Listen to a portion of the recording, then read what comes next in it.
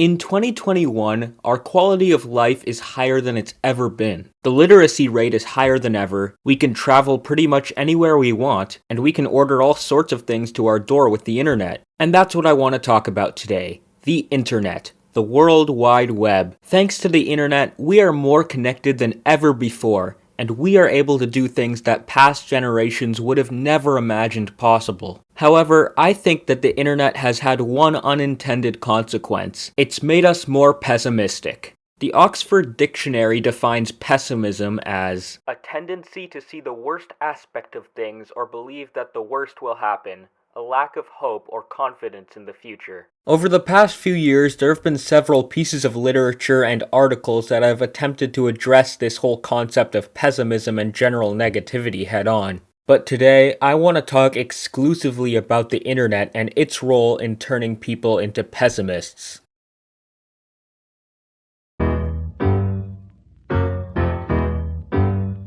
The fact of the matter is, most of us live in a bubble. Without the internet, most of us would have no idea what's going on in other parts of the world, and frankly, most of us wouldn't care. I guess in that way, ignorance is bliss, because we wouldn't be subjected to some of the terrible things that go on in other parts of the world. Or maybe even places not so far from us. Let me give an example of what I mean. This is my phone. In the bottom left-hand corner, you'll be able to see the Google logo. When I tap it, it takes me to a page containing various news articles. Now, as you can see, it clearly says that my feed isn't personalized. That means I have absolutely no control over what articles Google is going to show me. I mean, I can always change that in the settings, but I'll do that later. So let's actually take a scroll here and see what type of articles we come across.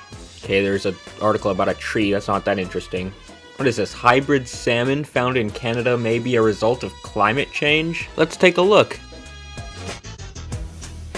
So yeah, this is an article about fish, and it's relevant because fishing is a pretty prominent industry here on the West Coast. It seems that there's a new hybrid species of fish which has been discovered, and apparently its existence is a result of climate change. I'd look through more of the article, but apparently you have to pay to read it. Yeah, no journalism is worth me paying for. But what I want you to take away from this example is that I didn't want to see that article. I didn't search for it. Google recommended it to me. It recommended me a topic that isn't really that great, and in turn made me a little more unhappy. But when it comes to exposing you to things you might not like, Google is just the tip of the iceberg.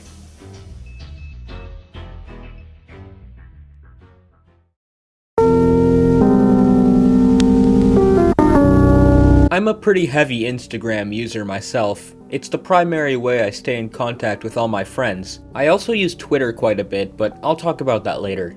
The majority of Instagram's users are young people. People like me who have our entire lives ahead of us. Seeing as we are young, a lot of us like to ponder about what our future is going to look like. After all, our destiny is still very much in our hands. And as it turns out, sites like Instagram have given us a sneak peek into what our future could look like. And it's not necessarily good. Now, what I'm going to talk about didn't necessarily originate on Instagram, however, thanks to Instagram's share feature, it did gain a lot of traction. And what I'm going to talk about are posts and stories regarding climate change. Yes, I know it does seem a bit redundant that I'm talking about climate change so much, but really it is one of the main catalysts when we're talking about this overall shift towards pessimism. In late 2019, climate marches began to surge in popularity. Many of the people who attended these marches belonged to the younger generations, some of which even skipped school to make their voices heard. This careful planning and gathering can largely be attributed to Instagram. Other social media sites as well, but I'm mostly going to focus on Instagram here. One of Instagram's most important tools is the share button, which I mentioned earlier.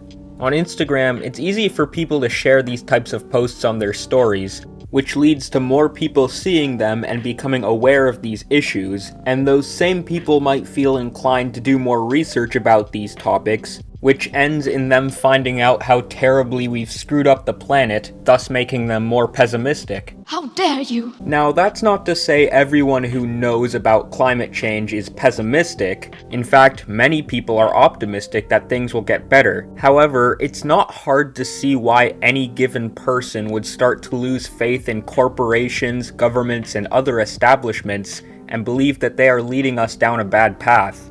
The silver lining here is that companies like 10tree have used Instagram to reach out to people and grow their brand. As their name suggests, they plant 10 trees for every item that's purchased from their shop. But I'm not here to promote 10tree. Let's talk about Twitter. Now, I'm sure we're all aware that Twitter has a bit of a reputation for being toxic. I think that's putting it lightly. But what's the big deal, you might ask? Lots of websites are toxic. Well, the big deal is that Twitter has over 396 million users. Now, I myself mainly use Twitter to talk to other people about sports.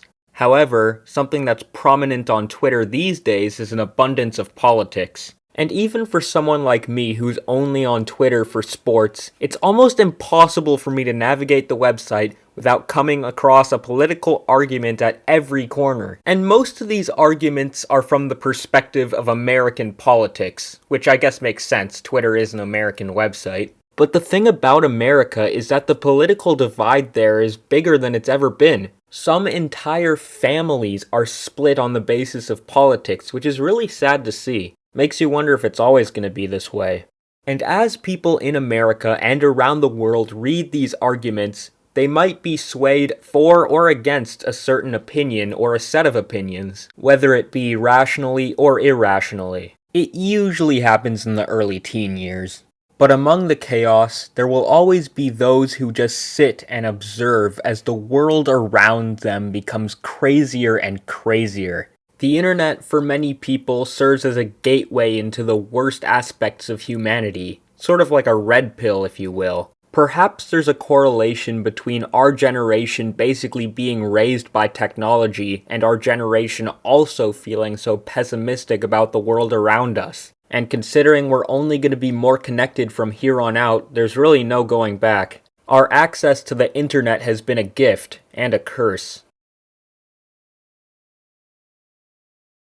As I wrap things up here, I'd like to leave you with some parting questions. Number 1. What major impacts do you think internet culture has had on society as a whole?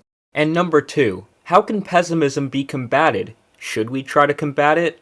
Anyways, with that being said, thank you for watching. I know this is a bit of a depressing subject, but I thought it was an interesting one to talk about regardless. My hope is that this video makes you think for a while. Having new perspectives is always an asset. With that being said, enjoy the rest of your day.